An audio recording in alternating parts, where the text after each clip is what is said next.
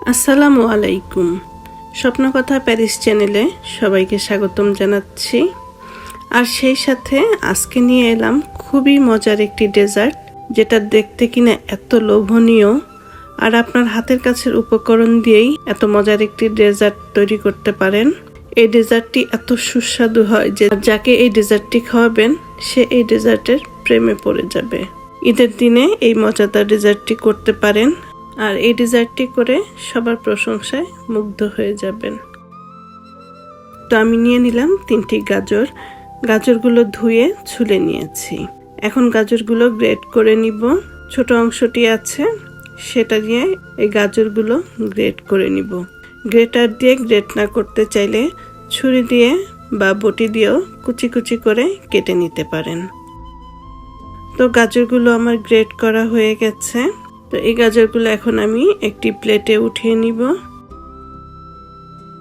এরপরে চুলায় একটি হাঁড়ি বসিয়ে দিব।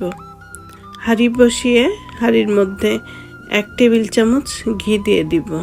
ঘিয়ের পরিবর্তে ডালডা ইউজ করতে পারেন, তবে ঘি দিলে বেশি ভালো হয়, কারণ ঘির মধ্যে যে সুগন্ধ আছে ডালডারে সেই সুগন্ধটা পাওয়া যাবে না। তো নেড়ে চেড়ে ঘিটা গলিয়ে নিলাম। এরপরে যেই গাজরগুলো গ্রেট করে রেখেছিলাম সেই গাজরগুলো দিয়ে দিব। গাজরগুলো দিয়ে ঘিয়ের মধ্যে ভেজে নিব। 4-5 মিনিটের মতন ভেজে নিব। আর গাজর থেকে যেই পানিটা বের হবে সেটাও শুকিয়ে নিতে হবে। তো গাজরটা ঘিয়ের মধ্যে ভাজা হয়ে গেছে, দেখতে পাচ্ছেন কোনো পানি নেই, একদম শুকনো ঝরঝরে করে ভেজে নিয়েছি। এখন এর মধ্যে দিয়ে দিব 2 কাপ দুধ। যদি দুধটা ঘন হয় তাহলে 1 কাপ দিবেন।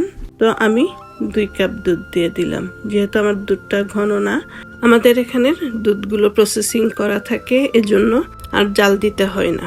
কিন্তু যারা দেশে আছেন তারা দুধটা জাল দিয়ে নেবেন, আর যদি ঘন করে নেন তাহলে 1 কাপ দুধ দিলেই হবে। তো এরপরে আমি দিয়ে দিলাম 1/3 কাপ চিনি। চিনিটা যার যার স্বাদ অনুযায়ী দিবেন। কেউ কম মিষ্টি খেতে পছন্দ করেন, কেউ বেশি মিষ্টি খেতে পছন্দ করেন। তো যে যেরকম মিষ্টি খাবেন সেই অনুযায়ী চিনিটা দিয়ে নেবেন। এই দুধের মধ্যে গাজরগুলো সিদ্ধ করে নিব, আর দুধটা পুরো শুকিয়ে নিতে হবে। তো দেখতে পাচ্ছেন 7-8 মিনিট রান্না করার পরে দুধটা একদম শুকিয়ে গেছে, আর গাজরগুলো সিদ্ধ হয়ে গেছে। এর মধ্যে কোনো দুধও নেই বা পানিও নেই, সব শুকিয়ে গেছে। তো এরপরে আমি দিয়ে দিব 1 চা চামচ গোলাপ জল। গোলাপ জলটা দিয়ে 1 মিনিটের মতন ভেজে নিব। তো গাজরটা আমার ভাজা হয়ে গেছে। এখন আমি এটা চুলাটা বন্ধ করে দিব। আর যেই বাটিতে ডেজার্টটা করব বা পুডিংটা করব, তো সেই বাটির মধ্যে আমি গাজরগুলো দিয়ে দিব, আর গাজরগুলো ছড়িয়ে পুরো বাটিটাতে দিয়ে দিব। তো প্যাচুলারের সাহায্যে চারিদিকে আমি ছড়িয়ে দিচ্ছি। তো গাজরটা দেওয়া হয়ে গেছে। এখন এই গাজরটা আমি ঠান্ডা করতে দিব। তো ঠান্ডা হতে হতে ততক্ষণে আমি চুলায় আবার আরেকটি হাঁড়ি বসিয়ে দিলাম, এবং এর মধ্যে আবার দিয়ে দিলাম 2 কাপ দুধ। 2 কাপ দুধ দিয়ে দিলাম 4টি এলাচ। আর এলাচগুলো ফাটিয়ে দিইনি, কারণ ভেতর থেকে যাতে বিচিগুলো বের না হয়। বিচিগুলো বের হয়ে গেলে দেখা যায় মুখে লাগে, তখন এটা বড় বিরক্ত লাগে। তো এরপরে দিয়ে দিলাম 1/3 কাপ চিনি। আবারও বলছি, আপনারা আপনাদের স্বাদ অনুযায়ী চিনি দিবেন। তো আমি এখানে 1/3 কাপ চিনি দিলাম। এরপরে দিয়ে দিলাম 1/3 কাপ কর্নফ্লোর। কর্নফ্লোরটা দিয়ে অনবরত নাড়তে হবে, নয়তো দেখা যাবে কর্নফ্লোরগুলো জমাট বেঁধে গেছে আর দানা দানা বেঁধে থাকবে। তো এই জন্য অনবরত নেড়ে কর্নফ্লোরগুলো মিশিয়ে দিতে হবে, আর এটা ঘন করে নিতে হবে। তো এখন আমি এলাচগুলো উঠিয়ে ফেলে দিব। এলাচের আর দরকার নেই, এলাচের যে সুগন্ধি দরকার সেটা হয়ে গেছে। আর এই দুধ আর কর্নফ্লোরের মিশ্রণটাও ঘন হয়ে গেছে। তো এখন এই মিশ্রণটা আমি ডিরেক্ট এই গাজরের উপরে ঢেলে দিব। গাজরের উপরে মিশ্রণটা ঢেলে দিয়ে 4-5টা সমান করে নিব।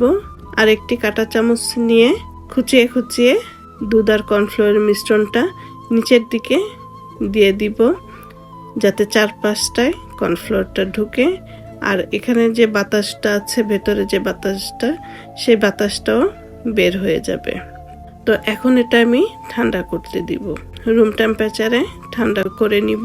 তো রুম টেম্পারেচারে ঠান্ডা করে নিয়েছি, দেখতে পাচ্ছেন অনেকটা জমাট বেঁধে গেছে, কিন্তু এখনো একটু নরম আছে। তো এখন আমি কিছু বাদাম দিয়ে গার্নিশ করে নিব। আপনি যে কোনো বাদাম দিতে পারেন। এখানে আমি কাঠবাদাম দিয়েছি আর দিয়েছি কাজু বাদাম। আর যে গাজরের মিশ্রণটা করেছিলাম সেখান থেকে আমি কিছুটা রেখে দিয়েছি। সেই মিশ্রণটা দিয়ে আমি কিছু চাঁদতারা বানিয়ে নিয়েছি। তো এই যে দেখতে পাচ্ছেন আমি চাঁদ বানিয়ে নিয়েছি। তো চাঁদটা আমি এক কর্নারে বসিয়ে দিলাম আর দিয়ে দিব কয়েকটা তারা। যেহেতু রমজান মাস আর যেহেতু এটা ঈদের ডেজার্ট, তো ঈদের চাঁদটাকেই আমি এই ডেজার্টের উপরে বসিয়ে দিলাম। আপনি আপনার খুশি মতন এই ডেজার্টের গার্নিশ করে নিতে পারেন। তো এখন আমি এই ডেজার্টটা ফ্রিজের মধ্যে রেখে দিব 2 ঘন্টার মতন। 2 ঘন্টা পর ডেজার্টটি বের করলাম। তো দেখতে পাচ্ছেন এবার অনেকটা জমে গেছে। আর আমি এখান থেকে একটু দেখাচ্ছি কেমন হয়েছে। আপনারা আপনাদের পছন্দ অনুযায়ী কেটে পরিবেশন করবেন। তো আমি জাস্ট এক কর্নার থেকে একটু কেটে দেখাচ্ছি এটা কেমন হয়েছে। তো আশা করি আজকের এই ঈদ স্পেশাল রেসিপিটা আপনাদের ভালো লাগবে। আর ভালো লাগলে অবশ্যই স্বপ্নকথা প্যারিস চ্যানেলের সাথে থাকবেন। ভালো থাকবেন সবাই। আল্লাহ হাফেজ।